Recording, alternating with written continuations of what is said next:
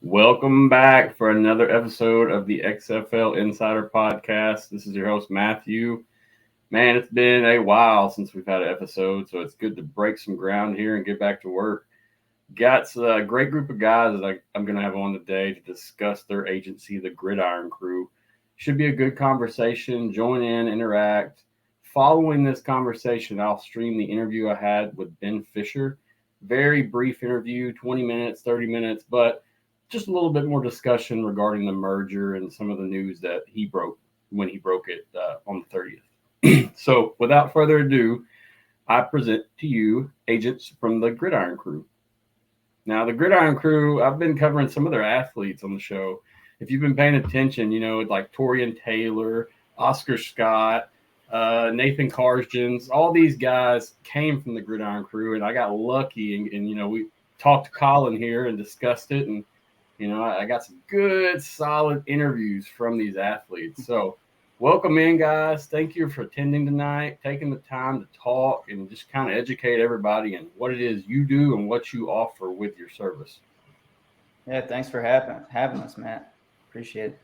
No doubt, no doubt. Now, like I told you guys before we started, this is the most amount of people I've had on the show yet. So this is a new run for me as well, but I look forward to it. And I'm sure each of you guys have good thoughts, good backgrounds, and, you know, can provide some great conversation. Well, we're glad we're the first people on here that have been this many. So definitely thanks for having us. Appreciate it. Yes, sir. No problem at all. So before we get started, I mean, Colin, I'm guessing you started this agency, correct? Technically, it was a sports media website before it became an agency. So yeah, started it about 7 years ago. Me and my friend Dylan, we were down in Texas working sports broadcasting. So that was our passion and dream at the time. So we started a football website, and it kind of took off from there. It turned into a draft interview website, and now it's an agency since I found, you know, Nick, Dallas, and Aidan. That's awesome, man. Is this the full agency? Is this the full agents right here, or do you guys have some more on the staff as well? This is the full ownership group. We have some other people helping us, but this is the ownership group. Gotcha, guys. Well, Colin, if you want to just do a quick introduction of them, or guys, if you want to introduce yourself, we got Nick, Dallas, and Aidan. Nick, I spoke with you on Facebook, but Dallas and Aidan, I haven't had a chance to really talk with you guys much. If there is anything tonight when we're talking, you want to chime in, you want to stop me, you want to ask a question, please do. Don't feel like it's super rigid. This is going to be a relaxed conversation. Like I said, just want to get to know all you guys more and what you offer for the athletes. Every athlete I've spoken with on my show has had nothing but good things to say about you guys. So just want you to know that. And I see the opportunities that you give these guys and from the ground up. You know, I can see it. So I don't know if anybody tells you guys this, but it's appreciated, even on this level, to know that someone out there cares for these guys and then getting to the next step. Yeah, of course. Do you kind of want us to give us all a quick background on ourselves? And yeah, just like your name, what you do in real life, if this is your real life job completely, or, you know, and your years of experience maybe in doing this. Gotcha. I guess I'll start. My name's Colin Durina. Right now, I am working in plastics engineering. I went to school for sports management / athletic administration, and I worked the longest in sports broadcasting. And a little change of pace working in plastics engineering, but that's my quick background. Since, you know, I've been doing this Gridiron Crew sports media website, technically still has some sports media to it as we transition, but that's my quick background. And cool. Thanks. Nick, go ahead, take it from there if you don't mind, man. Yeah, I suppose. My name's Nick Ernst. I'm the team and player liaison for the Gridiron Crew. I'm the one that basically makes first contact with all the teams. And then after Colin does an interview with a lot of the prospects, I reach out to them and kind of just get a feel on what their goals are. And that's what I do for the Gridiron Crew. And I completely wish it was my full-time job, but nope, we do this kind of on the side after work, on the weekends, whenever we have free time, whenever we can get our wives or girlfriends to not kill us from doing too much football-related material. Never. I went to in college, I worked for the University of South Dakota as a statistician. I worked in the sports information department. And then I've been a high school football coach and a high school math teacher for the last 12 years. And I love what I do. Awesome. Aidan, Dallas, whoever wants to take it, you got the floor. Yeah. So I've been friends with Colin for about 15 years. We go way back. Both of us back in 2009, 2010, we worked with the United Football League. Colin was over there in Orlando working with the Tuskers, and I was in Omaha working with the Nighthawks. Colin's got much better stories than I do, though. But we both kind of grew up. I think a lot of us grew up here fans of non-mainstream football leagues. A lot of us grew up going to those indoor football league teams, watching the AFL on NBC in the early 2000s, watching the early XFL. A lot of us have been, Nick, Colin, and myself. Sorry to put you out there, Aidan. I wasn't a great athlete, Aidan, but the three of the four of us, we were college athletes. Whether that was, Colin was Division I, but it was cross country. So I don't know how much that still counts. But, it's still athletics. I'll give you that, Colin. But we've all had a passion for football, especially outside the NFL. And, it was kind of really, hey, we got a great group of friends right here. We all have a similar passion. It was like, how can we use those passion to be involved and do something that we care about? Like Nick, I've been a football coach, mostly at the high school level for the last 15 seasons. I'm also a high school teacher. So, what comes with that, much like Nick, is, we're very passion driven. We care about young people, care about athletes, want to make sure they have the best opportunities. Awesome. Yeah, you guys definitely look like coaches. I'll say that off the bat. I can tell, and not in a bad way. I used to be a coach as well, so I got the vibes. Aidan, what you got, man? Let's get to know you a little bit more, if you don't mind. Yeah, absolutely. So Aidan Hickey, the newest member to the Gridiron Crew. It's just been a couple months now that I've been with the guys. A certified attorney as well. Went to law school in Florida. And so that's the primary job as of now. Just moved back to the Tennessee area and going to be taking the Tennessee bar. And then obviously doing all the football stuff on the side. Just become NFLPA certified agent this past summer. And so my goal is to handle all the NFLPA stuff along with the other guys for this upcoming draft class. You guys have a wide range variety of background and skills. So I'll say that. I mean, it's pretty cool just seeing how you guys click and work together. I see the stuff that you guys put out, whether it be social media or just, just getting the podcast going for your player interviews or whatever. So it's really good to see that you guys work the way you do with the different backgrounds. And the biggest thing is you're all in different locations, correct? That is correct. We're in 4 different locations. And I think it works well because everyone's kind of has their own specialties. So it's not like we're all doing pretty much everything, but certain people are better at certain things. So it's definitely worked out well for us. And we all get along. So that doesn't happen too often with coworkers. So when you're doing what you love, I find it's a lot easier to get along with those you're working with. You're sitting there slaving over something you hate. It's a little different to make buddies, but when you guys are you got the same goals, the same like-mindedness when it comes to the athletes, you can see how those goals can come together and be something really, really good.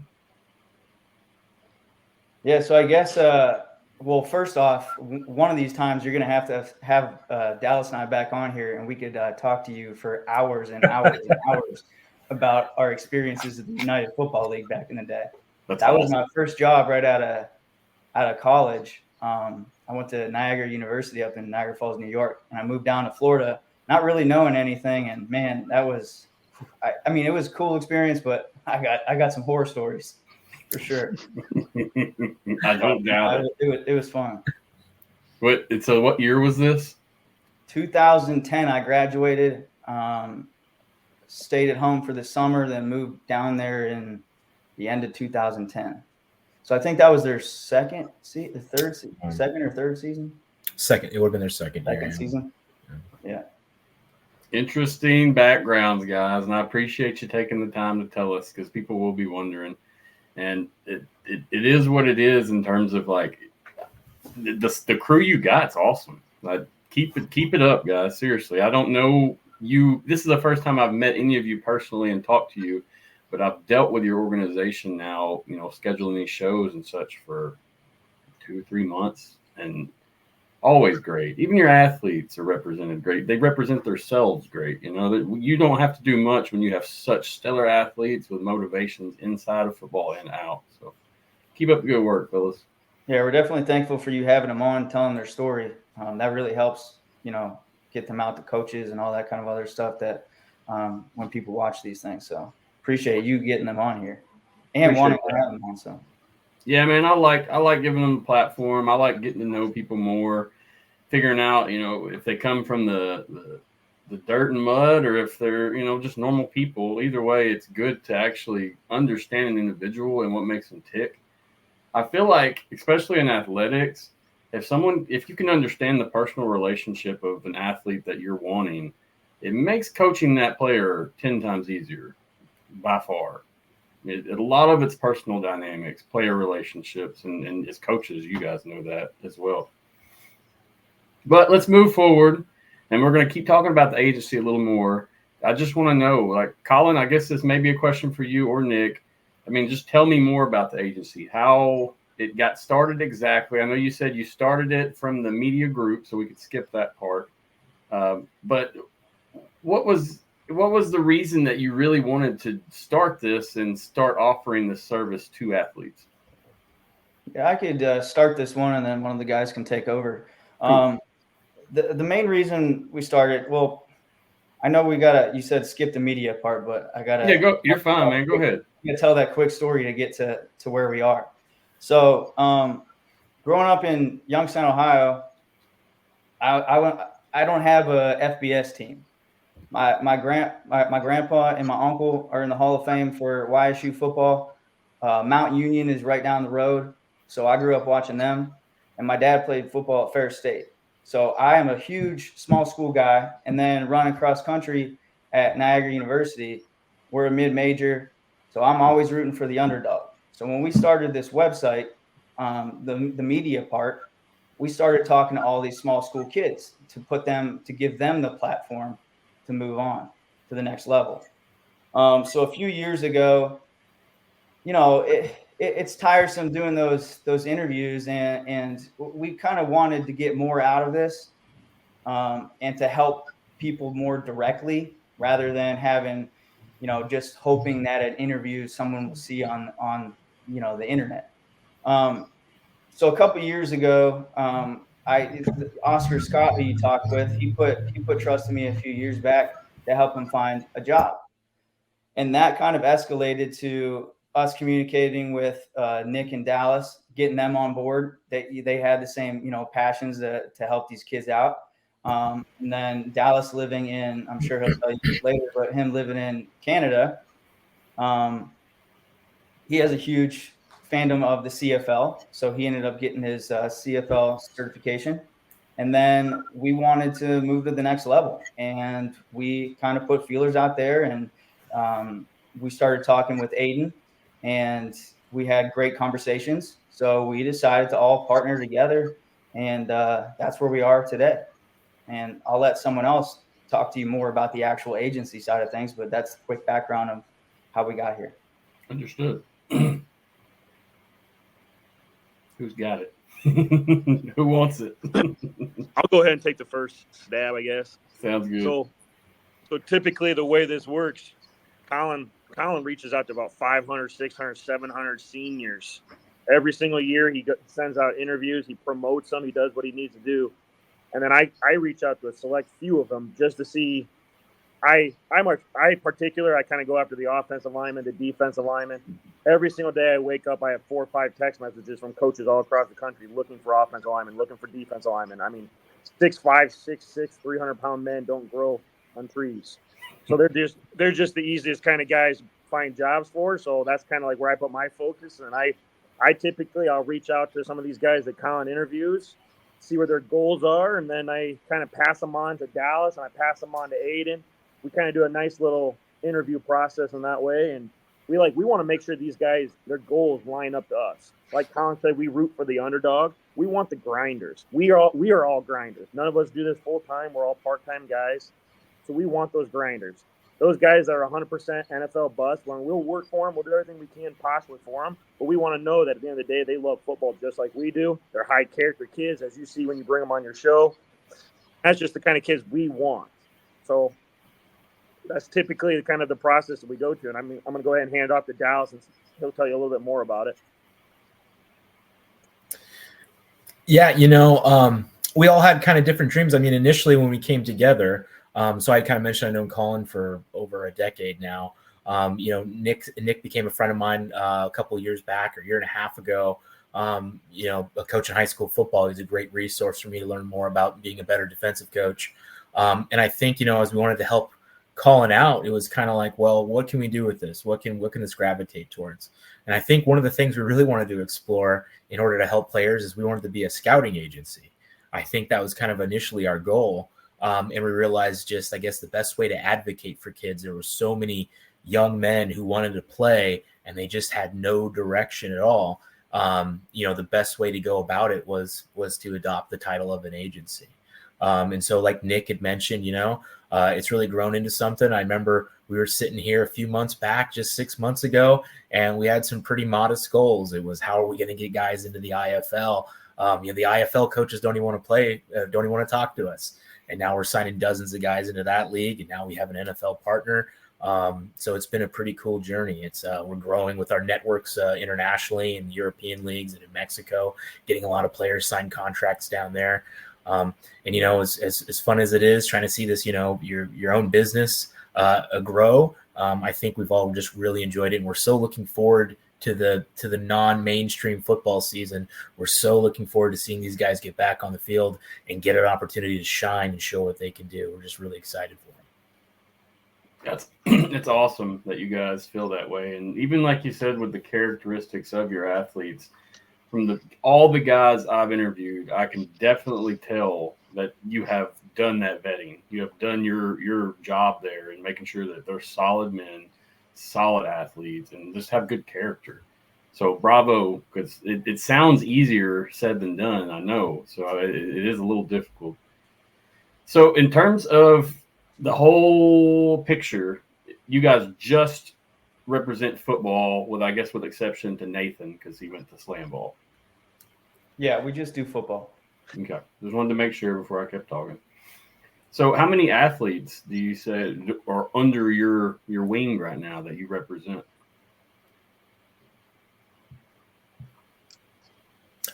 We're in the 50s. We should have an exact number, but I think we got to go. I see you've been adding more every day though, so I see that, it's evident. And I got the website pulled up right here. Yeah, we are. The website is being remodeled, so okay. If something's not like if you keep scrolling down, that's the old website, and Gotcha. We're currently converting it. So just so everyone knows. Gotcha. But I mean, is the athletic list correct? Yeah, the list on there is correct. It's just I got to convert all those players to the new player cards up top. Understood. Yeah, I've been working on a website myself, and it's not the most fun thing I've ever done in my life. Takes a lot of time. No doubt. So here's the basic list of all your guys. You have a vast different amount of men and skill here, I can see. Yeah, we got big schools, small schools, guys who have had their shot at the NFL. I mean, there's guys, we got guys in the Canadian Football League on there, Indoor Football League down in Mexico. Dylan, I think you scroll past him. He just got done playing in Romania. If you go up, he just got back from there. We got a couple guys down in Mexico right now doing a OTA session with them. They flew him down there for 2 weeks to do OTAs, and training camp doesn't start till February. So that's like they're trying to be like, the NFL of Mexico doing that kind of stuff. So it's pretty cool. Is that the AIF? Is that correct? That's the LFA. LFA. Sorry, I thought the AIF was doing. I thought the LFA was transitioning into the AIF, but there's so many, man. It's hard for me to keep up. I'm sure you guys know all of them though, by heart at this point. I mean, there's seriously pro football leagues. I want to say pro because with the quotes, because anything that's you get a contract for, even if it's $200, is still considered professional football. There's leagues in almost every single country that you can think of. That's a lot. And most people do not know that. Most people you can go pretty much anywhere in Europe. There's technically 2 leagues that'll be in Mexico, Canada, obviously. There's 4 indoor leagues now in the States, plus the XFL/USFL, whatever that's going to be. The Canadian Football League, there's the ELF in Europe, and then there's leagues in every single country you can think of over there. Italy, Austria, Germany, Finland, Sweden, Switzerland, Spain, Portugal, Romania. I mean, the list goes on and on. So it's kind of a neat thing for, these kids just need awareness of what's out there for them. Because like you said, I mean, I could go tell someone down the street that we just had a guy playing Romania, and they're like, wait, what? What's he playing in football? I said he's playing football. Like soccer? No, like American football. No, get out of here. No, he's not.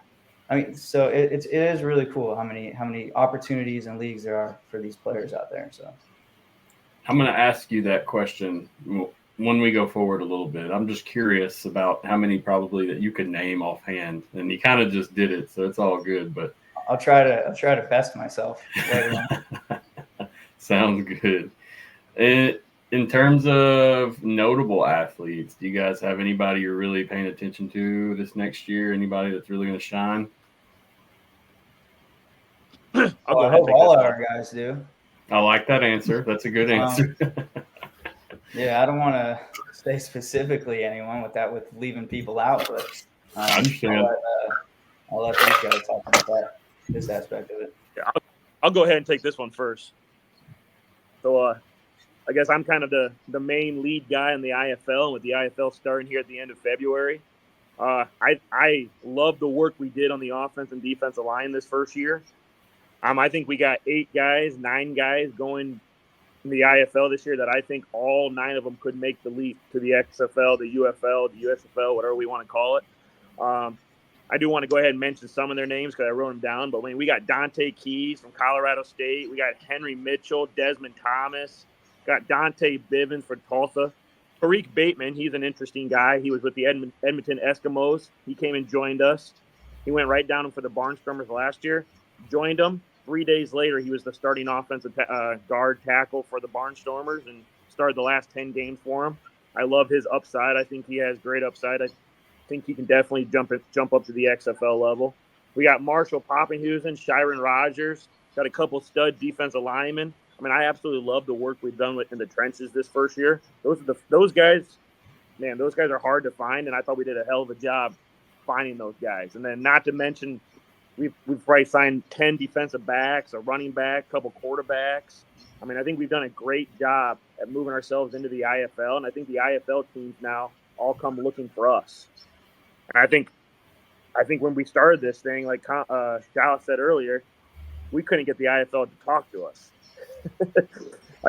We were text messaging them, emailing them. We just couldn't get them to talk to us. And now all of a sudden, I think they found out how loyal we are, how big of grinders we are, how hard we work, and now all of a sudden they're finding us. And that just kind of makes the job pretty fun. I would probably say 3 or 4 nights a week, I probably talk to 3 or 4 different IFL coaches on the phone. And sometimes it's about clients, sometimes it's just about football, and then sometimes it's about life. And I mean, I absolutely love that. And that's probably my favorite part of my job. But those are the guys in the IFL that I'm particularly looking forward towards. But I mean, if anyone else wants to go ahead and add anyone else, I'll go ahead and let them talk next. I'm excited to see Toro Taylor. I think the world of him. The guy had, I think, if you look at his last year in college, I think he only had 2 games where he had over 17 carries or something like that. I can't remember the number, but he only had 2 games where he had a good a good number of carries, and in both those games, he went over 200 yards. So I think Toro is a really underrated guy. I'm excited to get him on the field and see what he can do. He's going to have a great coach out there in Vegas and Mike Davis. Sure. I'm personally biased towards some guys. I'm a Husker fan. We got pretty much the linebacker core for the Nebraska football team in 2002. But Chris Kolorevic, great guy up with the Hamilton Ticats. Iteva Maga Clemens, also going to be down in Vegas, one of my favorite guys, one of my favorite human beings in our group. And we have a defensive lineman, and I don't know if you guys can help me with pronouncing his last name, just the nicest guy in the world out of Northwest Missouri State, but just a great guy. He's gonna dominate in the IFL, just a great young man. So I'm just excited, when you get to know these guys and know their story and just know their passion, I think it's so hard. I could go through the whole list of guys that we have and just I could talk about all of them for a good chunk of time and just how excited we are for them. I understand that.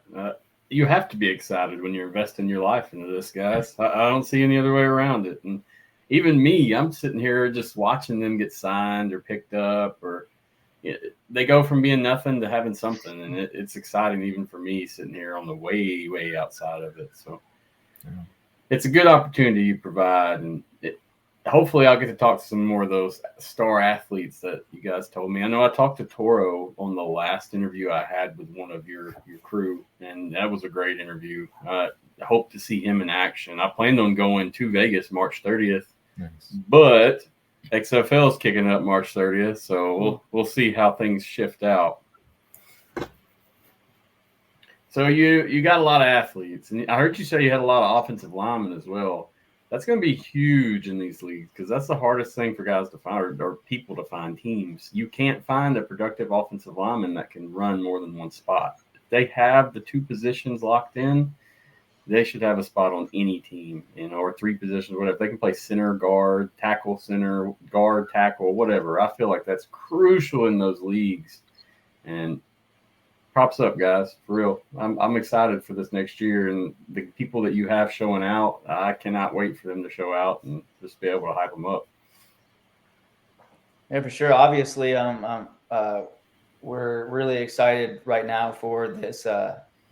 Aidan will tell you later, but this NFL draft class, that'll be our first one. But man, we seriously are really excited for the indoor league in Mexico and these leagues that are going to be kicking off. So we're going to be watching a lot of football this upcoming spring. Yes, sir. Yes, sir. And then hopefully the guys perform and we get some guys to the XFL/USFL or UFL or whatever you want to call it, because we don't know what it is yet. So that's obviously a goal too. Yeah, that'll be full circle. I pray that happens as well, because just being able to talk to these guys and hear their stories while they're doing their jobs is a whole nother adventure in itself. Truly. Yeah. So in terms of like representing the guys or the athletes, what's some goals that you guys have to represent them adequately? Like what do you value in your representation, in your agency? What's something that stands out? Let the certified agents take this one. I can take first whack at this one. One thing that I think is – oh, no, you're all good. One thing that I think is big for us as an agency, with us four guys, is just that one-on-one attention, being able to make sure that these guys are getting the opportunities that they deserve. We're really going to focus on communication, being able to be a trustworthy agency, and just being there for those guys, when maybe the opportunity isn't there, being for them then. And then when the opportunity is there, helping them capitalize on it. And so those three things I think are huge when talking to players, communication, trust. And so I know that's some of the things that we're definitely focused on, for all of our guys currently, and then all the guys in the future as well. Understood. That is a fantastic answer. You can definitely tell that you're the attorney here. Not in a bad way, though. Not in a bad way. Not at Very all. well spoken. Got to have a little bit of laugh, guys. So, does anybody else want to crack at this? Anybody else want to take a shot at the question? I would say I think when people think of agents, I think when people think of agents, I think they're always thinking of contract negotiations and trying to get the most money. And that's definitely something that we want to do. We want to make sure these guys have the best opportunities. But a lot of it's just education. It's not necessarily negotiating a contract, which we certainly do. But I mean, a lot of it comes with the experience of knowing how much you can negotiate for, what kind of incentives you can get. Sometimes, with the IFL, it's as simple as like, well, what are the living expenses in this market versus this one? What are some opportunities to get work outside of playing? What are some other incentives or bonuses that you can earn? If you're signed to this contract, what can that lead to? So really a lot of it's just navigating guys and educating guys, getting them into a network, letting them know, unfortunately, which tryouts are legitimate and which ones you should avoid and save your money. So a lot of it's just trying to protect guys, make sure they have the best opportunities, and that they're not being taken advantage of. That's probably really big in the smaller leagues because you hear some horror stories about, tryouts and leagues folding after taking cash and doing these different things. So coming in as a new guy, I'm sure having someone to have your back is crucial, especially when you don't understand what's going on with each league in terms of money, contracts, playing time, whatever. It really that's needed to be an athlete. And so, especially today, I mean, I see like I said, 100 times, I've seen what you guys provide to the athletes.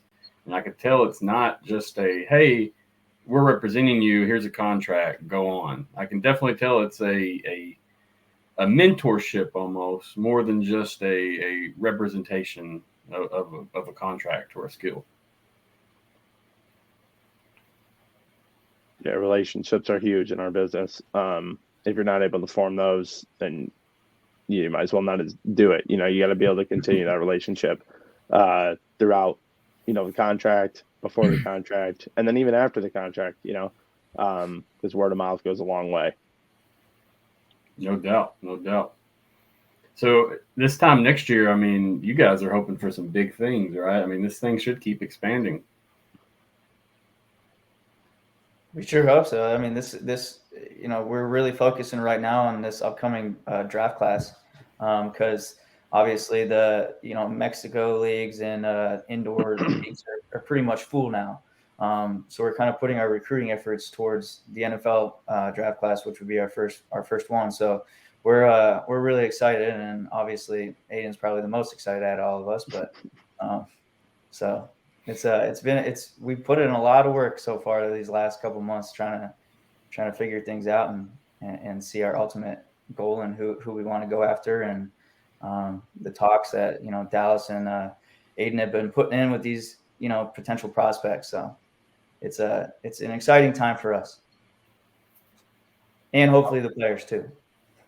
I look forward to the NFL stuff, and I know we're not going to hit on that much, but I'll be watching for that, guys, and see what comes out of that, because that's going to be a true test of what's going on, and I feel like it'll be good. I mean, it'd be good learning experience. It'll be good for the guys. It'll be good for everybody all the way around. So look forward to that. Speaking of the NFL, and this is like I said earlier, what opportunities are available outside of the NFL? I don't think people truly understand, and we did talk about it some already, but how many different leagues can we come up with besides the NFL? Because honestly, when I started this, I did not know there was this many either. And until I got Oscar Scott on, I really started looking more and more after speaking with him, because he told me about his Mexico experience. He played Mexico and Poland, but Unfortunately the Poland season got canceled because of COVID. But I mean, outside, so the major leagues outside, obviously everyone knows about the XFL, USFL, the Canadian Football League, which Dallas is our CFLPA advisor.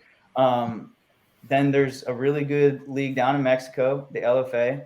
There's a new Mexican league starting that's half in the States, half in Mexico. There's the ELF in Europe, which is decent pay. There's really good salaries out in Japan. The X League is it's a hard league to get into. All these leagues are hard to get into because there's only a certain amount of Americans that can go over there. But then you just look at Europe alone, and almost every country has a professional league over there.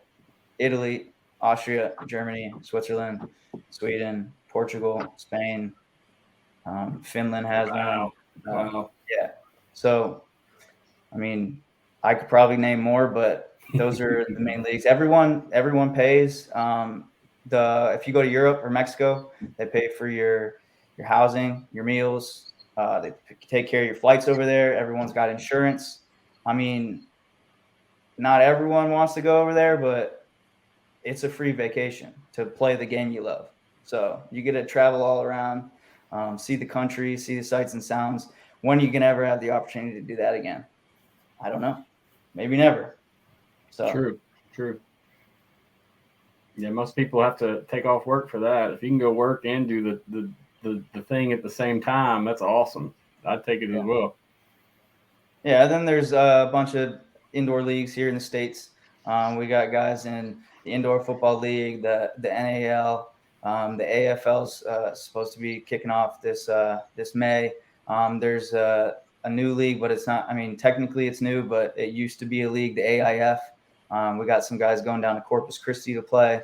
And what's cool about the indoor leagues, most of the teams allow you to or help you get part-time jobs.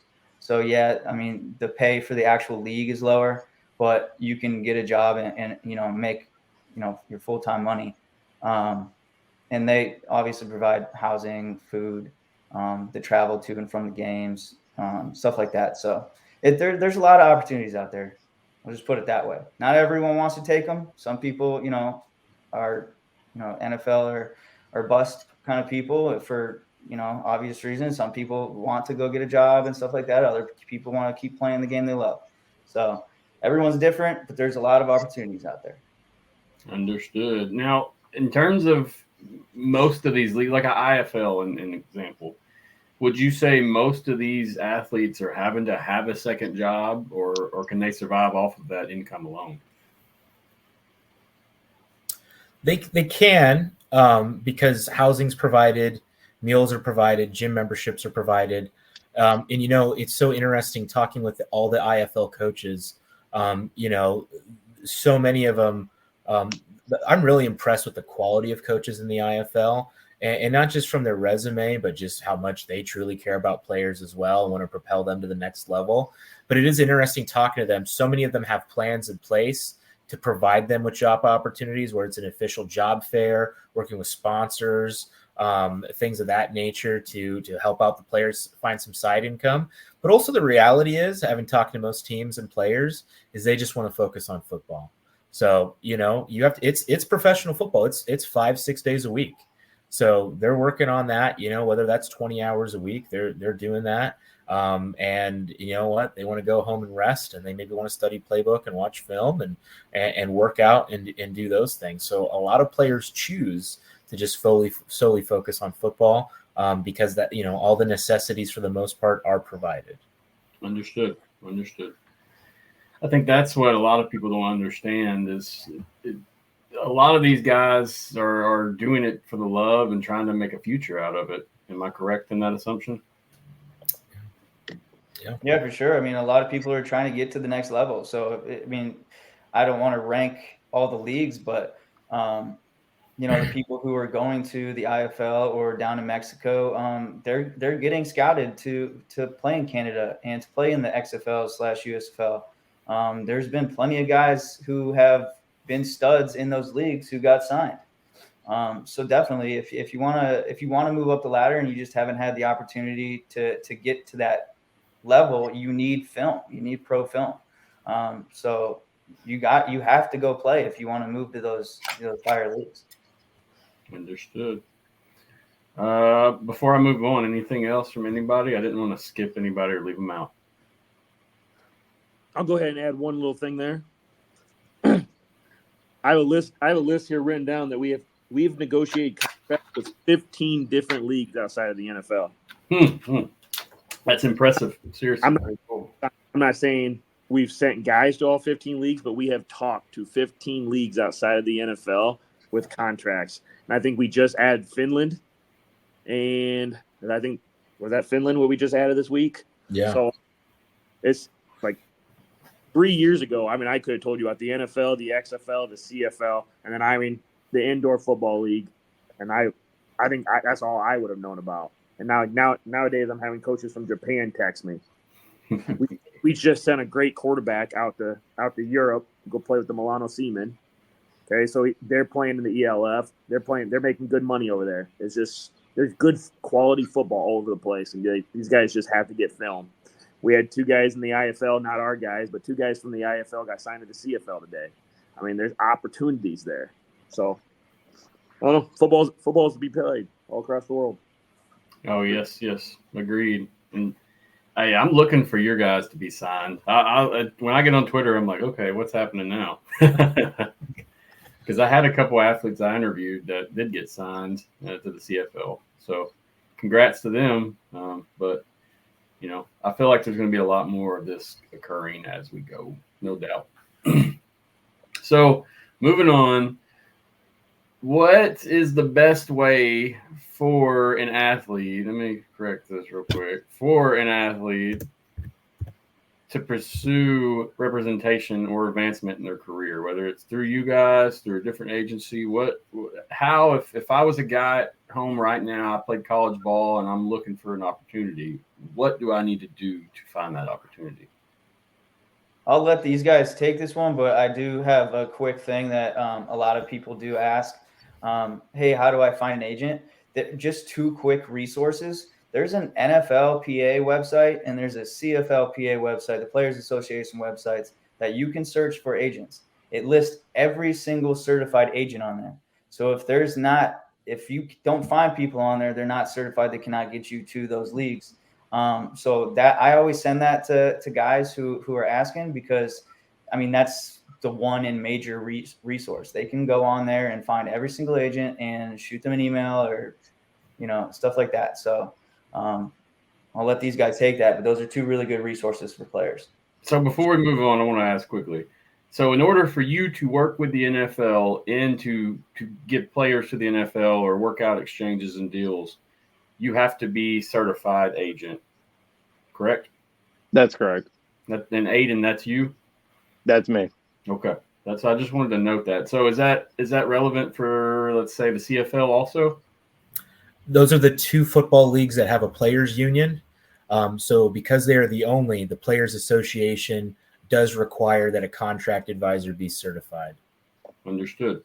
That's good. The legitimacy is needed. And could you imagine the dodos that would be running around calling themselves agents if it wasn't for that?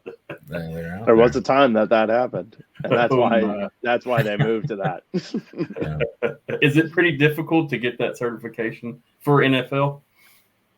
For me, I had to attend a weekend seminar essentially, and then we had to go to a testing center, take, I think it was maybe a 60, 75 question test. And then you pass the test, and then, you're good to go. But I will say there's some different fees and stuff that are associated with it. So I wouldn't say that it's the easiest thing in the world to do. But person who's driven wants to do it, definitely it's feasible. Understood. Just was curious, man. I've never really pursued or checked into that. And so that's why it's kind of new to me as well.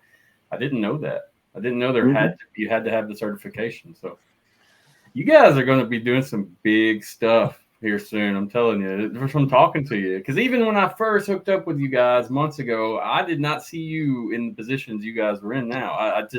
I knew that you were an agency, and I knew you were up and coming, and I thought you mainly worked with IFL athletes. But as it's gone and as it's developed and turned into something completely different or better, I mean, it's awesome, guys. I'm excited for you. Yeah, we've definitely progressed over the last year or so. We moved to the Canadian League, and now with Aidan, we have a shot at the end to getting guys to the NFL. So, been a lot of hard work, a lot of spare hours. When I say a lot, I mean a lot. I don't doubt it.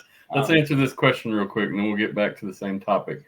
Were there any prerequisites before you can attempt to be certified? Do you have to have some kind of background education or anything? Yeah, you did.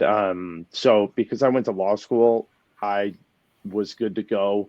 I think other master's programs do qualify as well. Either the schooling part, or you had to have a certain amount of years in like business, negotiation, like different things like that. So yeah, there was prerequisites. It couldn't just be anybody.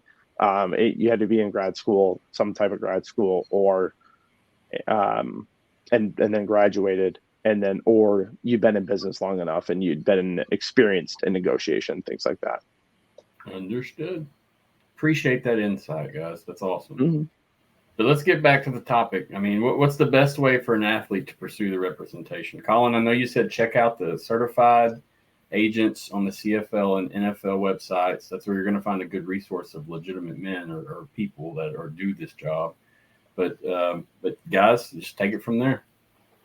I'll go ahead and take it first. Okay. So I was going to say, the first thing I would say is when you reach out to an agent, perhaps it's us, perhaps it's someone else, use complete sentences. Be polite. I'm not trying to be rude, but guys, this is a business. Take it seriously.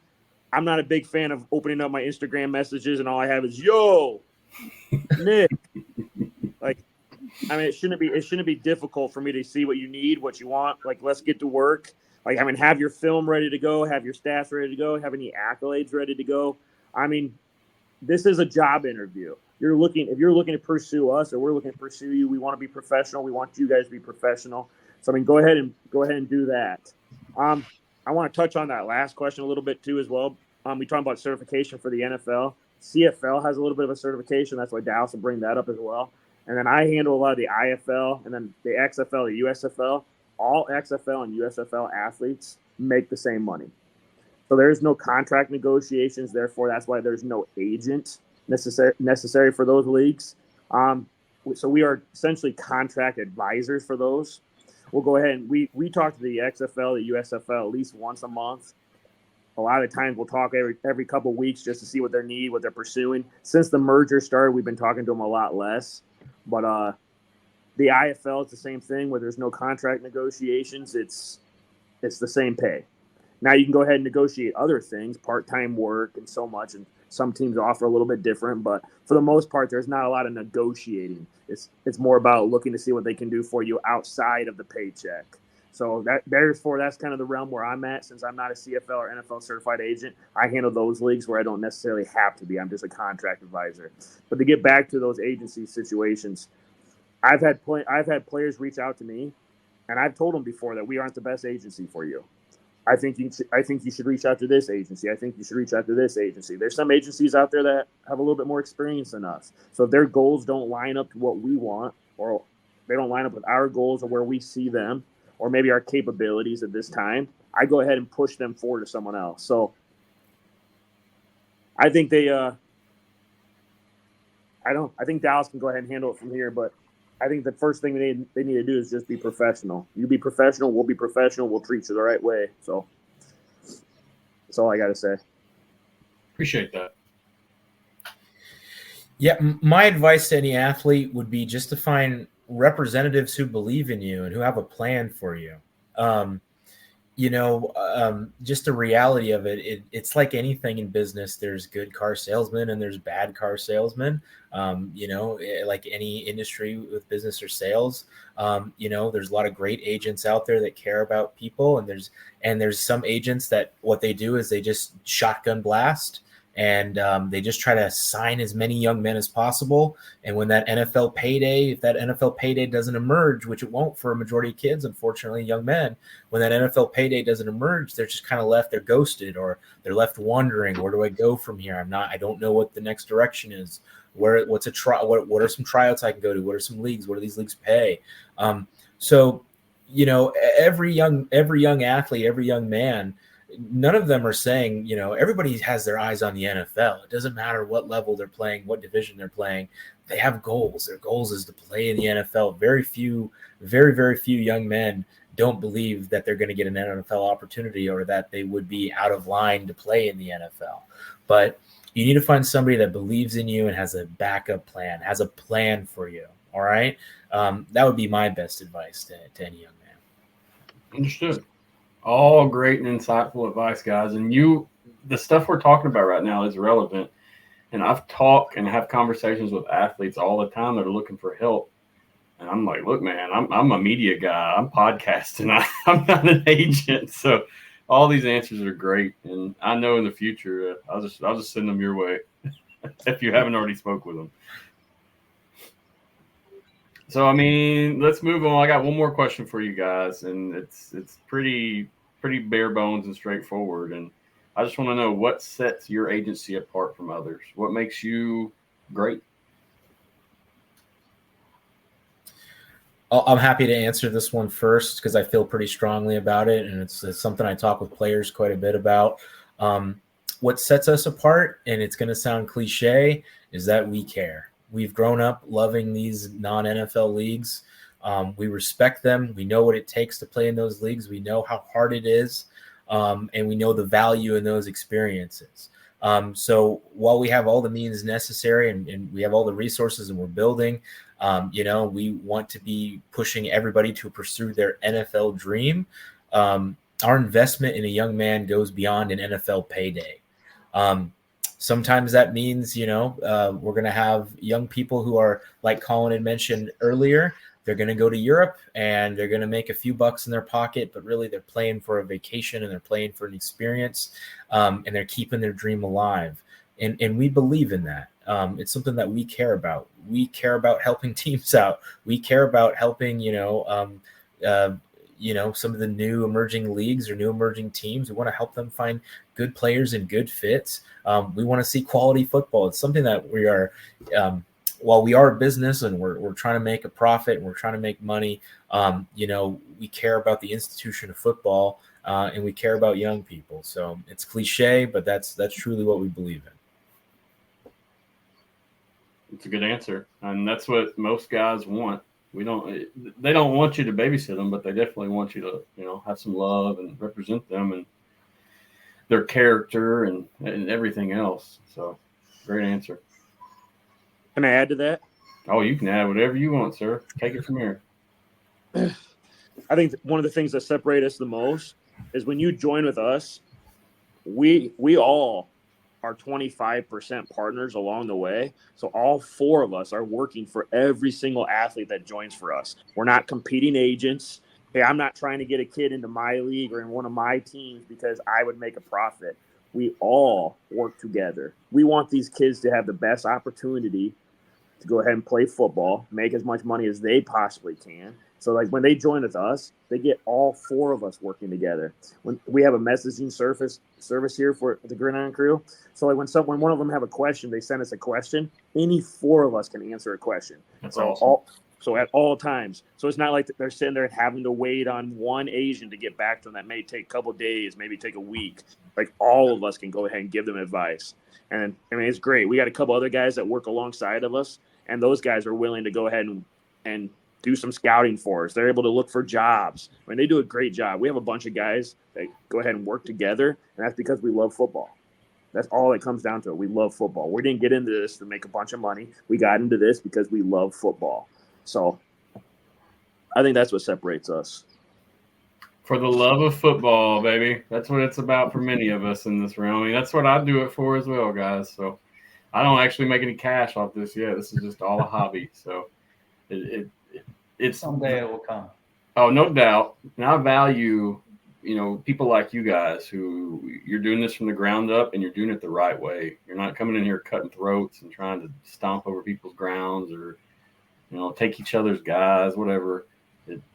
It's awesome and it's wholesome to see something that comes to fruition like this from the alternative football leagues, especially. If it wasn't for the alternative football, I mean, you wouldn't be as busy. You'd still be busy, but you wouldn't be as busy for sure. Yeah, for sure. Well, guys, that's about it for me. I mean, do you have anything you want to share or discuss before we hop off? I'll give you a chance, to talk about your socials or anything that you find important. Please take the floor. it is yours. The only thing I want to say is I want these guys, anybody who's tuning in, I want you guys to go support these leagues. Go support these players. I mean, if you want these guys, if we want young guys to get these opportunities, we have to go support these leagues. I mean, we went to some IFL games. I went to the Sioux Falls Storm last year, Iowa Barnstormers. Dallas and I went to an Omaha Beef game. I mean, that was a great experience. I haven't been to an Omaha Beef game ever in my life. And I mean, that was actually the first time I got to meet Dallas in person. I mean, we had a great time. And it's like you go out there and we got to watch Tommy Armstrong, the old Nebraska Cornhusker quarterback. I mean, it's just fun. It's these guys that are playing football because they love football, and then a bunch of guys in the stands are watching football because they love football. And it's in the spring. I mean, I'm an all-year-round football kind of guy. I coach semi-pro in the summer. I do the agency, a lot of that stuff in the spring. I coach high school football in the fall.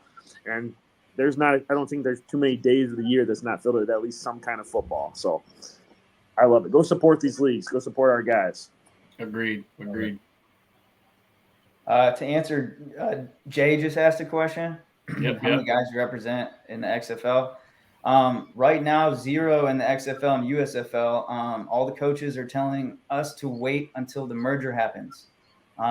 They might cut half the teams, as if you guys might know, which is I hope they don't. I hope those rumors are a little wrong. For everyone's sake, players' sake, fans' sake, our sake. We do have one guy in the CFL, and this will be our first NFL draft class. So we haven't been around for 10 years doing this. I would say we're kind of new. So that's my answer to that question. Good answer and solid. Yeah, I was going to hit it once he got done. And I'll tell you what, I got one more question for you guys. We're talking about the merger. I'm not, guys, if you're listening right now, we are not having a merger discussion. Just a disclaimer. I'm not doing it tonight. Tomorrow is merger discussion night. Come and listen. But anyway, I just want to know what you guys think about all this.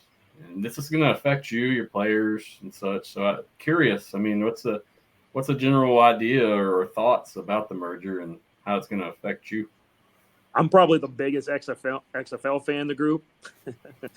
And I'm not a fan of this at all. I mean, you're about to put 400 guys on the street.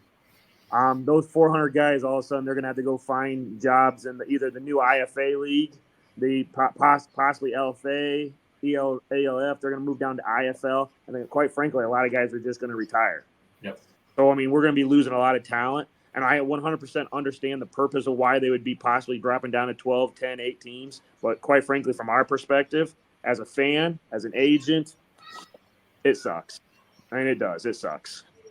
Yeah, that's the only and biggest negative about all of it is the cuts, whether it's the team, the players, coaches, staffing, and that's all the negative. I honestly, that is the only negative in my opinion. But, I mean, what do you guys think? Any other opinions about this matter? Yeah, my opinion, I mean, I've been there, as we talked before. I used to work for the United Football League. I found out that I no longer had a job because the team folded in the newspaper a long time ago, so we didn't have much social media. So I've been there. It stinks. I mean, if they do indeed cut half the teams with a merger, I feel bad for all the staff. I feel bad for the players, obviously, because that's what the business we're into. But man, like you look outside the players. Not everyone looks at the team photographer and the ticket sales guys and the equipment manager. A lot of people are going to lose their jobs. So when we heard about the merger, we thought they were going to merge, not cut half the team. But I mean, I get it. If it's going to be around for a long time, that's another story. If it's going to be around for longer rather than both leagues folding, then that's good. But it just stinks that a lot of people are going to end up losing their jobs if those rumors are true. We don't know if they're true yet, or unless I don't know that they're true yet. No one knows. Anyone does, but No. So that aspect kind of stinks. And as a fan who lives in Youngstown, Ohio right now, I'm going to be definitely genuinely upset that I can't go to the games in Canton anymore. Understood. Hopefully they'll keep something there, but like you said, no one knows. We got so many different things coming in and flying around. Yeah, I've heard everything around the sun. So Yep. Me as well, and that's why I kind of quit discussing it and the speculation. It's the reality that teams will be cut. There's no way around that. We just don't know who. That's just the reality, whether it's USFL or XFL. And talking with Ben Fischer, I spoke with him this afternoon before I got on with you guys, and I mean he's expecting more than 50% layoffs or firings or cuttings. He's expecting it's going to be high because you got to think.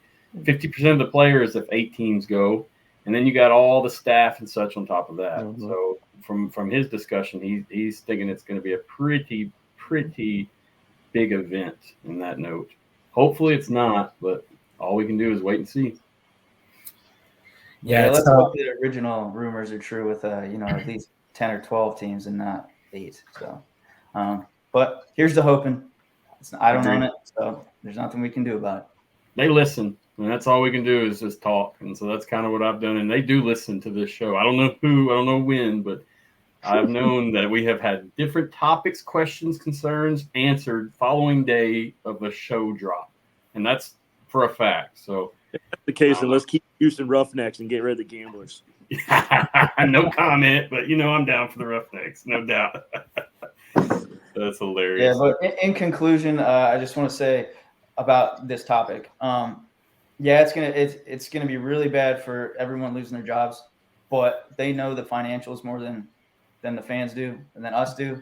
So if what they're doing is going to keep the league around for longer than it would have if they stayed apart, then ultimately we should all be for that. So agreed. Just gonna stink it first. Yep, no doubt, guys. Agreed. Does anybody else have any opinions on it? Yeah, I mean, it's obviously whenever there's fewer football jobs, it's devastating. It stinks, but I think looking at the history, just the reality is that we go back to the 80s. We got 3 years of the old USFL, and we had to wait. After that was done, we had to wait 16 years for something, and we got 1 year of the XFL, and then we had to wait a decade to get a little bit of the UFL. And it's just the reality. It's the nature. The overhead is so expensive. And, I don't really know what's going on in the background. Nobody, we'll find out someday. But I mean, Colin and I went to the USFL championship game in 2022. That was incredible. We had such a blast. It was a great experience. Awesome. But I believe in the hub model. I know a lot of people don't like it. It seems silly to have a team called Chicago or Memphis, and they're all playing in Birmingham. I know it is silly. No. I know. I understand why, but from a financial aspect, that's the most feasible way to do it. It's the most feasible way to do it is to cut on travel costs, and have a tournament of games somewhere. And I don't know. That's the model that I'm, from a practicality standpoint, in favor of, because I think that model can last. And if we were to look at any positivity, if it's going to be the USFL that continues, that's 3 years. That's the most we've gotten out of a league in 40 years. So if we get to a 4th year, I mean, we're going to have non-NFL football in the United States. We're going to have a legitimate league that's got a footing. So I hope, we still got an opportunity for that to be out there. So I hope that does happen. Aidan, what you got? Yeah, I mean, these guys kind of all hit on it. I share the same belief on the negative thoughts of it all. Losing jobs is obviously always terrible. But then, like I think they all three mentioned, if we can find a league, a secondary league to be around for a long time, I mean, I think that would be huge. And I think that would create the ability maybe to add more teams in the future. And so I guess to be optimistic about it, that's what I'm hoping happens. In the present, of course, it's terrible. You're going to cut half the league. It's not good for anybody. I mean, player competition is going to go up. Who's the guys that are going to get cut? And then you just have an overflow of supply of players that are going to need more jobs. So hopefully future looking, it ends up well. I hope as well, guys. And I share all the same testaments. I'm trying to just stay positive. I'm excited and happy that we finally got some official word. Basically, that was impactful to me because everybody was just sitting here spitballing scenarios for 2 months straight. Really got old real fast. Now I'll say too, I mean, it's going to be different. Did you guys go to the XFL Championship last year? We did not, or I didn't. I don't know if the rest of them did, but wanted to. It was in San Antonio, right? Remember we Yeah. talked about it, but wasn't able to make it happen. Dallas good and I time. actually were down in Atlanta at the College Football Hall of Fame that weekend. Oh, that's right. Yeah. So we did watch. We had a little watch party going on in one of our friends' sports bar in his basement. So That's sweet. I mean, it's next year. Check it out if you can, if it's a thing. I guess if it's both, because you don't have a choice. But I had a great time, and it really put it all into fruition to see it all at that championship moment. You know, the full year, the whole shebang. We did it. Yay! So I kind of understand what you guys felt going to the USFL championship in 2022. yeah, well, I guess it all depends on where is it going to be. Is it going to be in St. Louis or San Antonio or where was it? St. Louis? It was in San Antonio. It was in San Antonio. Okay. Is it going to be there? Or is it going to be in Canton? Nobody knows. And I'll tell you, I'm We'll find out. getting reports. My editor-in-chief, Mike, texted me. He said that Canton is selling tickets now. So Yeah, I saw that the other day. So you should be. hopefully that's good news. Yep. Get you. What'd you say, Nick? You said Canton is selling tickets for their home team, the Pittsburgh Maulers, in that hub system. Yep. Yeah, it'll definitely be interesting. But yeah, we're all planning on getting together since we all work in remote places, getting together somewhere. So maybe that is an option. We'll see. Well, guys, you ever plan a meetup? Let me know. I might attend as well. Meet you guys, hang out. I'm going to be going around this year and trying to do as much as I can that's feasible. So we'll see what happens. Yeah, for sure. If we're all at a game, we'll let you know. Sounds good. I appreciate you all coming on again. We spent about an hour and 13 minutes together. It's not easy getting everyone coordinated together and doing this, especially you guys came with 4 strong. So props again to you. I appreciate it again. I look forward to interviewing more of your athletes, seeing where they go, developed, and seeing where you guys go, seeing where you take this thing, because it seems like you have a good springboard and you're about to take off. Yeah. Well, we hope you're right too. So Positive, baby, positive. Yeah. And thank you, Matthew. Really appreciate you having us on again. It's super cool that you're doing this. So we appreciate you. Thank you. Anytime, guys. And you have any athletes that you want me to really get to know and interview, just send them my way. Like we've done with I think I've interviewed 7 of your athletes, maybe 5, and every one of them has been great. So I hope it keeps continuing and get to know more guys and just, like I said, see where they end up, see what they take themselves and their careers. Yeah, and I know you talked about kind of this whole time about what we're doing and hope that we blow up and everything, but you're doing a really cool thing, talking to these guys and getting their stories told, because there's not a lot of people out there who are, especially the guys in the IFL and in the smaller school guys and even the big school guys who are not in the NFL. There's not a lot of people telling their stories. So give you props for doing that too. So you keep up the good work as well. Thank you. I will continue. It's got me. It's got me by the balls, I guess you can say at this point, because I love it too much. I'm enjoying it myself. I hope something comes out of it, but if not, no worries. It's always a good time. And we got some comments coming in. Jay said, I commend you guys. Hope to see you guys in the CFL and new merged league. And I agree on that. I hope so. I'm looking forward to that merger so we can gain some traction there. And then obviously we didn't really talk about it that much, but we got the CFL, kind of CFL draft class that we're going to be working on too. So there's a lot of things going on in the NFL, the CFL, and then obviously all the guys who are already signed. Got a big spring football coming up too. Can't wait to see it. Keep us updated. Mike G said you guys are in a great position if rumors of the 2025 expansion are true. I did not hear those rumors. I'm excited to hear them. I'm not getting into that. I just was sharing the comment. I know. That's a time for another day. Yes, sir. I appreciate it again, guys. And before you hop off, is there anything else you want to share? Thanks for having us, Matt. I hope to meet you in person. Same for you all. I look forward to it.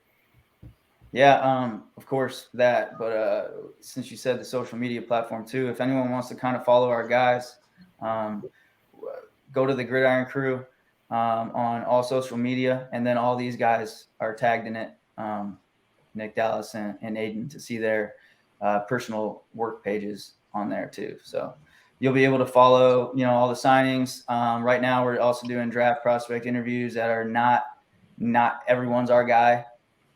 Even if they have other agents, we're helping them promote them. Since we've been doing that the last 7 years, we're kind of transitioning into the whole agency thing. So we're doing that too. If you guys want to follow guys who are not ours, who are other people's clients or not signed yet. If you want to learn a lot about a lot of players, there'll probably be 800 interviews up there this year. Wow. Guys who are out of eligibility, trying to get drafted. And then, of course, you can follow the guys that we have as well. So, we're hopefully get this draft class going. Those guys will be up there, and then we'll be posting highlights and all kinds of stuff of our guys in the IFL down in Mexico, stuff like that. So definitely follow us, and, I hope you enjoy following the guys. I appreciate that. And I've had your info going there at the bottom throughout the show different times. Just your Twitter or X, and then your website as well. On the notes, whenever I get done with the episode and I upload it, I always make sure to include links. So people, if you're listening, if you want to follow them, just click the link. It'll be there. And I'll have it all set up where it's just click away, Cool. Thank you, Matt. Appreciate it. Appreciate you all. Have a good night. It's been wonderful. Look forward to the next time. All right. So do we. It's been fun. Much respect, fellas. Take it easy. Thanks. Thanks, Matt. All right. Wrapping that up. Great interview. Great crew. Check them out, the Gridiron Crew. I've been interviewing their guys for a while now, so it'll be good to check it out. And if you haven't already, I'm sure most of you that listen are familiar with them now at this point. Look forward to their future and seeing what they do exactly with the opportunities they have and the men that they have to give those opportunities to. So looking forward to it. Appreciate them again for the attendance.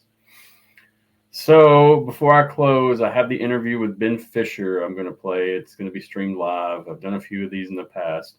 Now, I will say this disclaimer before going. We're not having a debate or discussion about what we're talking about. I'm not going to interact with the comments. I mean, this is going to be the stream, and then we're going to close it out after.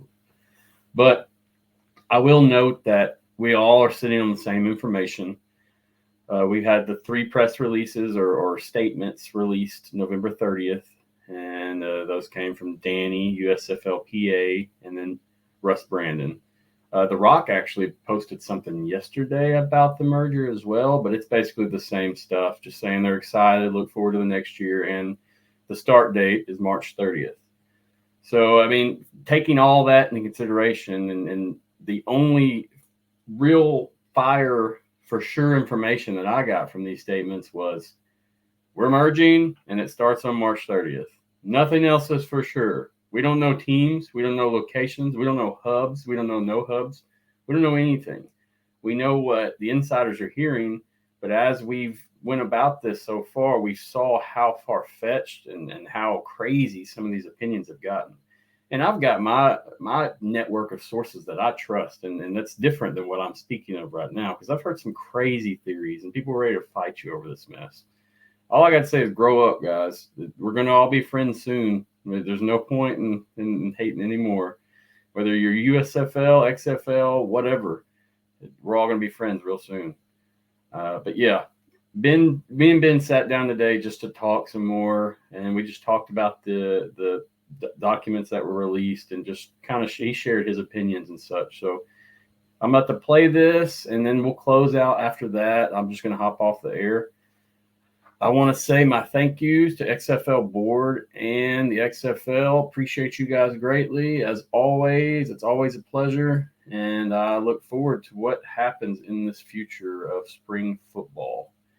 And check out the show tomorrow. I'll have Mike Mitchell and Pat Ruffino on. We're going to talk the merger. So this is where you want to go. Okay. So come check it out. We're going to discuss it. We're going to talk some speculation. I'm going to present a video or two. I'm going to show you some stuff and we're going to talk about this and hash it out. I don't feel it's productive to be negative about this stuff. It's good to talk about it positively. And as long as we can all be friends, we're good. Stay cordial. But like I said, tomorrow I'll have Pat and Mike on, 7:30 p.m. Central. Check it out. I've had Pat and Mike on separately before. They'll be together. Should be a really good show. I'm really looking forward to it. Both are fantastic reporters. Both have some great insights and opinions. So really, really looking forward to this. You see, we've kind of pulled out. I haven't had too many shows just because I didn't feel like yelling about the same content repeatedly. So with this, just check back. We should have a couple more shows this month. I'm going to try to do some more interviews, get some more stuff out, and just keep busy. I just don't want to engage in false information and speculatory stuff every time I get on the air. Thinking about missing. Big developments are underway, and I'm almost done, like this close. So just be patient, please. I'm trying to shoot for the end of the week, but I've got some big expansion stuff that I look forward to presenting to everyone.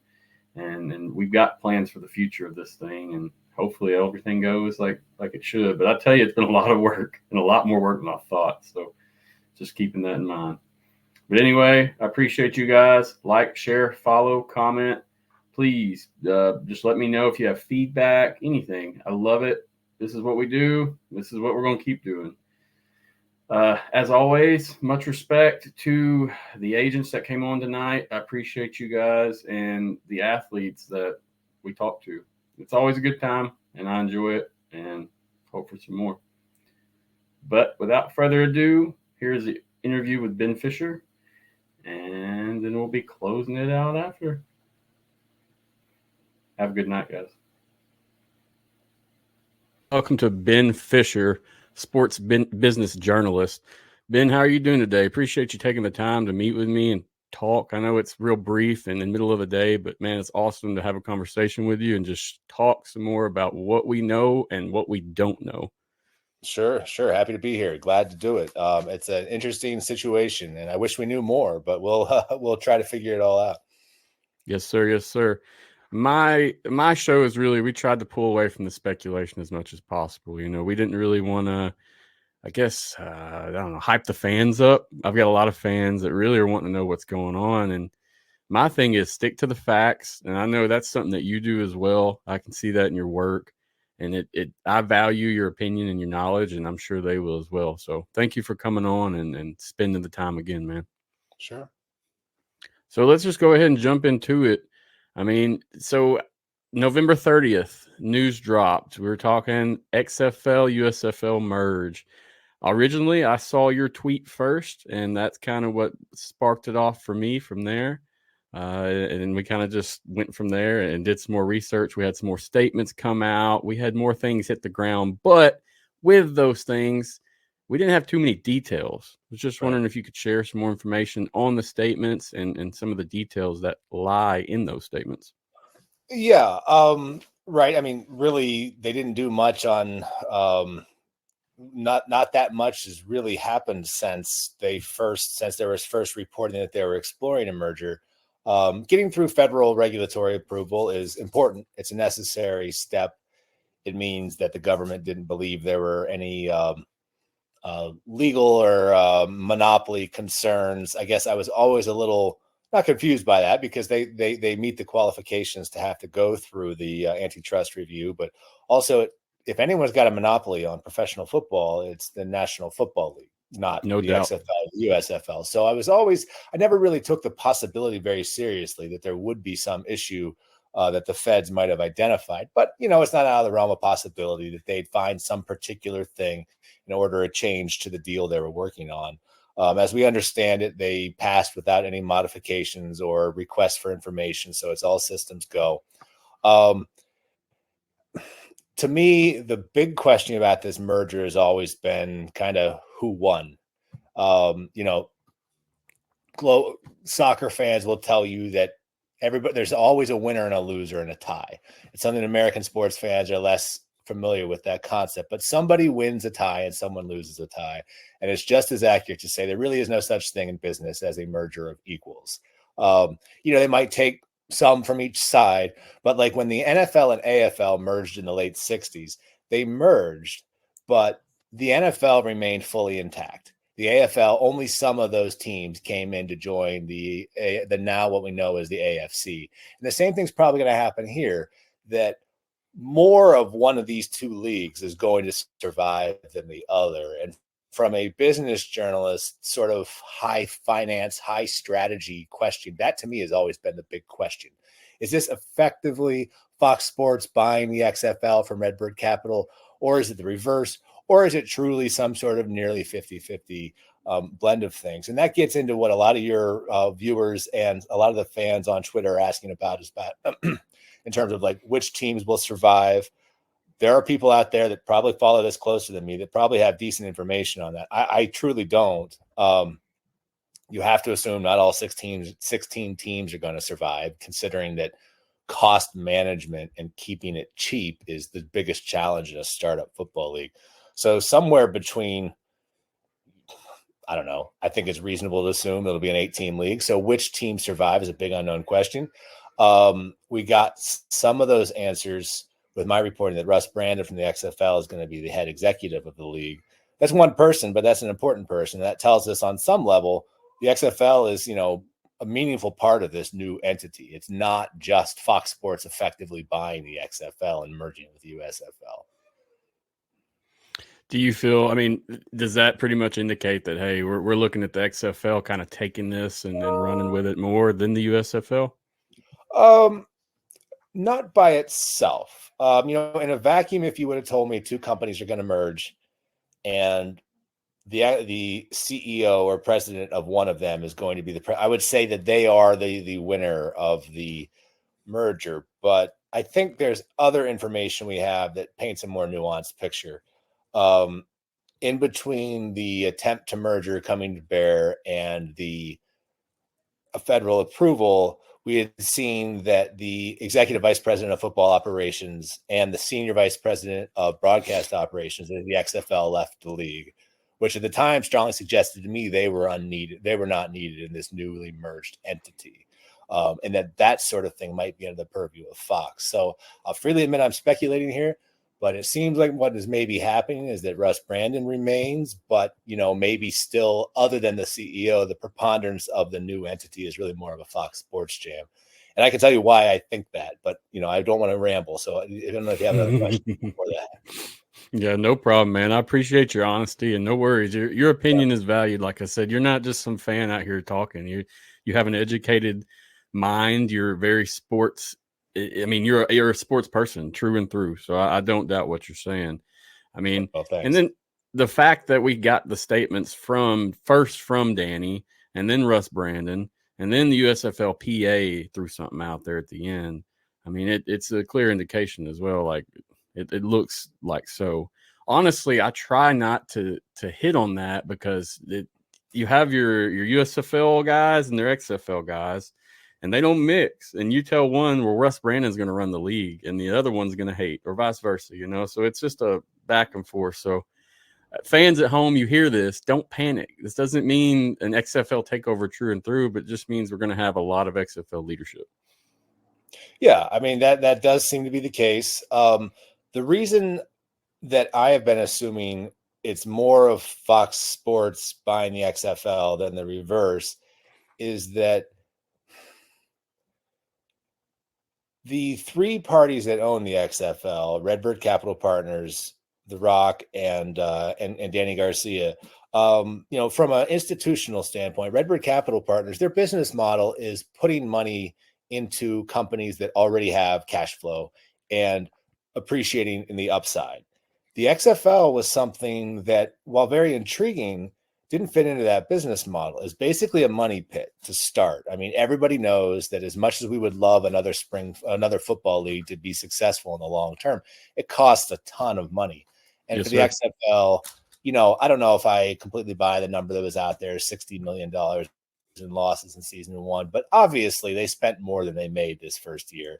And Redbird Capital Partners takes money from other rich people that did so under the assumption that they're going to make that number bigger, not smaller. And I'm sorry for the background noise. No, you're good, man. They chose this moment. I got dogs. I understand. Okay. Yeah.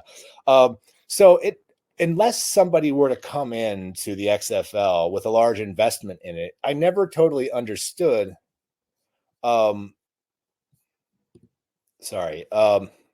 Now I'm getting lots of calls in. You still got me? Okay. Yeah, you're good. You're good. I never totally understood how they would operate it for the long term, just because, even in your best case scenario, a startup football league is going to cost you 8 to 9 figures before you turn a profit. So intuitively, it makes more sense that over the long term, the operating costs of this league would be mostly borne by a much larger entity like Fox that could offset it. One of the reasons the USFL was in better shape financially was that their HR, their general counsel, a lot of their marketing was done by Fox Sports, which is a very vibrant, as vibrant as any TV-based business is these days. And they just had more room for it. So while Russ Brandon may be bringing the top-level executive leadership from the XFL, my baseline assumption has always been that most of the actual heft of the company in terms of the balance sheet would be Fox's responsibility. Now, I could be wrong about that, to be clear, but that's just my thinking on things, thinking it through about the nature of the two companies that own these leagues. Understood. Appreciate that. I mean, in terms of impacts for both leagues, we know we're going to have some cuts somewhere, whether it be here or there. We're going to have team cuts, players, staff, admin staff, whatever. Is this going to be basically, as you see it, does this impact 50% of this whole work staff that we're looking at on each team? I mean, are we going to look at that big of a cut? Well, in terms of player personnel, I think it's, a safe to assume. I think the reported idea that there's probably going to be 8 teams in this new league, I have no reason to doubt that. That seems reasonable. You're not going to keep all 16. The point of the merger is to save money and to reduce risk. In terms of how you extrapolate to the non-player positions, I would think that there probably is something greater than a 50% cut to total payroll in these two leagues, because there'll be places where, you need fewer officials. You need fewer kind of game operations people. Presumably you don't need mirror images of people at like team marketing positions. But then again, Fox Sports wasn't doing that really, because Fox Sports was doing it on a true shoestring budget with USFL. And a lot of those positions that the XFL had people in payroll spots was kind of being handled by the Fox Sports back offices. So, if you're looking at this from a very top level, purely financial perspective, you want to put on a viable league for as little money as you could possibly get away with. Some people maybe think Fox Sports overcorrected with the hub model when there's literally no one in the stands. Come on, bring them into the markets, bring them into the stadium. You got to have a little energy in there. And that's why the XFL was so exciting in DC and St. Louis and maybe a couple other markets from time to time, because you got that real energy in it. But Fox Sports was always looking at it from how can we just continue to keep this league afloat and fill our airtime with as little money invested as possible. And again, I'm completely speculating, but if that is sort of the philosophy that is going to survive more of the merger, then, it could be much more than a 50% decline in personnel payroll, because honestly, that is the primary cost of the business. As unfortunate as to say that, the quickest way to save money in a business is to cut your headcount. And I think there's probably people thinking, how can we put this league on with as few people as we can? So, again, that's speculation, but I think it's reasonable to assume if you cut the total players involved by half, you could probably cut the total non-player workers by at least that much. Understood. Yeah, I had some people asking me that, so I wanted to just throw that out there and see what you thought. Sure. Because a lot of people consider the players and the coaches, but they don't remember all the other folks that are working. And there's people I knew personally that have already been released for Houston that I had relationships with. So it is what it is. Well, and that's the thing. Like, if I could be king for a day and freeze the NFL and other big businesses I cover and just dial in on this, I bet if we called, 5 people we knew to work for all these teams, we could probably put together a pretty good picture, because I bet this isn't a surprise to a lot of the people on the inside. It's just I haven't had a time to do that. So. Yeah. Understood. In terms of large impacts for either one of these leagues, is there anything else worth noting or discussing? No, I mean, unfortunately, I think it's a fairly simple bottom line is that there's probably going to be half as many jobs in professional football outside of the NFL as there was at this point last year. And that's too bad, but also neither one of these leagues was, I think, in a great spot strategically. So something had to change. And agreed. I think there's, on paper, there's no reason that there couldn't be a viable spring football league over time. Probably not 2. And I think they came to that conclusion pretty quickly, that they needed to work together one way or another. And it's too bad for people that want to make their living playing football, because it was really a great thing we had for a split second there, where there are 3 pro leagues in the NFL. But, these aren't charities, these are businesses, and there has to be a black number or at least a 0 at the bottom line at the end of the day, or it won't last forever. So I think that's where we are, unfortunately. And we'll find out more about exactly what this new league looks like. Well, one thing to bring up, actually, we haven't talked about it yet, is NBC backing out of the broadcast arrangements because of the conflicts with a different schedule. And, that didn't totally shock me. It was a nice headline from my colleague, John Arand, who covers the media side of things. But, always hard to see how 3 different networks would share one league, especially a league that was only maybe getting, on a good day, 1 million people a game, Seems messy, no doubt. Yeah. Now, I mean, and then if we're looking at 8 teams, we're not going to have that. I mean, we're going to have a lot of teams playing each other multiple times if that's the case, depending on the schedule. But yeah, I mean, it seems like you spread that out, it's really going to hurt the whole viewing numbers there. Yeah, that's true. I mean, that was the thing about having 2 leagues, that even if neither one of them posted a big number, that was 1.5 million or 2 million people watching football every weekend that weren't previously watching football. So good for the sport. But again, 2 leagues just didn't seem like there was enough money or eyeballs in the marketplace to sustain those in the short term. Understood. Yeah, I mean, in terms of like the channels like FX, USA, stuff like that, if we could stay away from that, it'll definitely help those numbers a little bit. Well, that's the big challenge, right? Is to get the broadcasters enthusiastic about it. Simply putting them on the broadcast networks is half the battle. And, we'll see. I think that was sort of a moving target there on how enthusiastic the broadcasts were about it. And that's another argument in favor of my theory that this is going to end up being more of a Fox Sports thing than an XFL thing, is that they don't need to negotiate with somebody for media access. They just put it on wherever they think it's best. So. Understood. I mean, coming in, I really didn't want to have a long session with you, so I only have one more question to ask. Sure. And I, like I said, I appreciate you coming, spending the time. But what's your general opinion right now regarding these developments, the merger? I mean, how are you feeling as a professional of many, many years? How does this look in your landscape? I think we get bogged down in details a little bit because they are super interesting. Every headline adds to everyone's understanding of things. But if you would have told me 5 years ago that 2 separate leagues were going to start up to try to take this spring football space, I would have said that, well, either both of them are going to fail or they're going to merge fairly quickly, just because it's really expensive. And a lot of smart people and a lot of dedicated people have tried this before, and it always falls down on it just costs too much money to get to break even. Vince McMahon talked about putting $500 million into that. Clearly, he didn't come close to that before he's like, I'm out.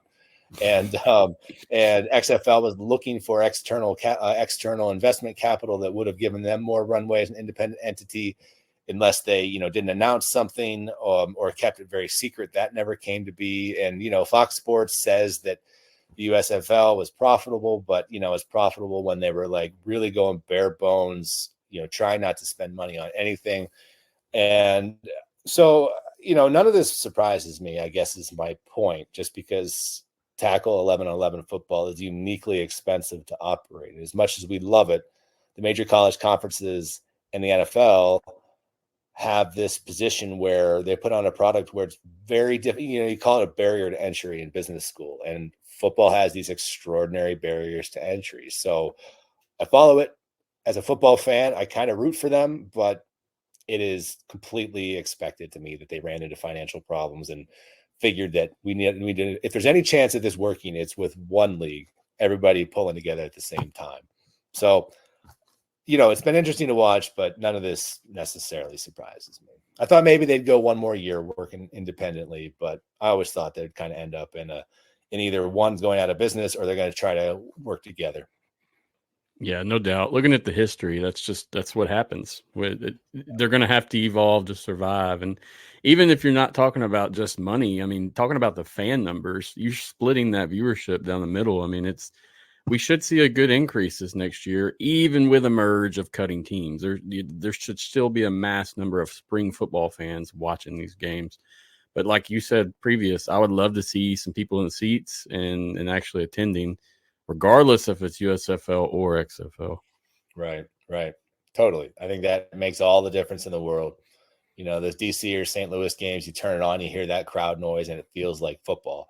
There were some great games the USFL had, but, it's a 3-point game. One team's got a 1st and 10 at the 35, and it's silent in the stadium. You're like, what? We put up with this during the pandemic, but we are over this now, So Many feel that same testament. Exactly. That and the fake noise was worse than anything, I think, Right. certain degrees.